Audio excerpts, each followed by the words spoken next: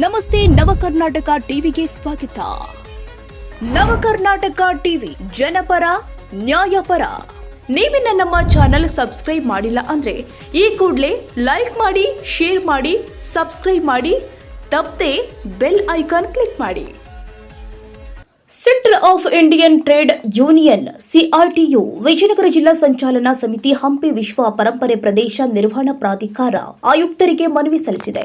ಹಂಪಿ ಹಾಗೂ ಆನೆಗುಂದಿ ಪ್ರದೇಶಗಳಲ್ಲಿ ಹಲವು ವರ್ಷಗಳಿಂದ ಹೊರಗುತ್ತಿಗೆ ಆಧಾರದ ಮೇಲೆ ಕಾರ್ಯನಿರ್ವಹಿಸುತ್ತಿರುವ ಸ್ವಚ್ಛತಾ ಕಾರ್ಮಿಕರ ಸೇವೆಯನ್ನು ಏಕಾಏಕಿ ನಿಲ್ಲಿಸಿರುವುದರಿಂದ ಕಾರ್ಮಿಕರ ಕುಟುಂಬಗಳು ಆರ್ಥಿಕ ಸಂಕಷ್ಟಕ್ಕೆ ಒಳಗಾಗಿದೆ ಎಂದು ಮನವಿಯಲ್ಲಿ ತಿಳಿಸಿದ್ದಾರೆ.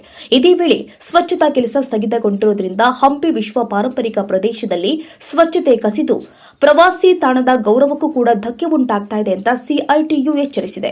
ಮಳೆಗಾಲ ಆರಂಭವಾಗ್ತಾ ಇರುವ ಹಿನ್ನೆಲೆ ದೇವಸ್ಥಾನಗಳು, ಮಂಟಪಗಳು ಹಾಗೂ ನದಿ ಪಾತ್ರಗಳಲ್ಲಿ ಕಸ ಸಂಗ್ರಹವಾಗಿ ಆರೋಗ್ಯ ಸಮಸ್ಯೆ ಹೆಚ್ಚುವ ಆತಂಕವೂ ಕೂಡ ವ್ಯಕ್ತಪಡಿಸಲಾಗಿದೆ. ಈ ಹಿನ್ನೆಲೆ ಗುತ್ತಿಗೆ ಕಾರ್ಮಿಕರನ್ನ ತಕ್ಷಣದಿಂದಲೇ ಪುನಃ ಕೆಲಸಕ್ಕೆ ಮುಂದುವರಿಸಬೇಕು, ಹಾಗೆಯೇ ಬಾಕಿ ವೇತನವನ್ನ ಬಿಡುಗಡೆ ಮಾಡಬೇಕು ಅಂತ ಸಿಐಟಿಯು ಜಿಲ್ಲಾ ಸಹ ಸಂಚಾಲಕರು ಹಾಗೂ ರಾಜ್ಯ ಸಮಿತಿ ಸದಸ್ಯ ಕೆಎಂ ಸಂತೋಷ್ ಕುಮಾರ್ ಅವರು ಮನವಿಯನ್ನ ಮಾಡಿದ್ದಾರೆ.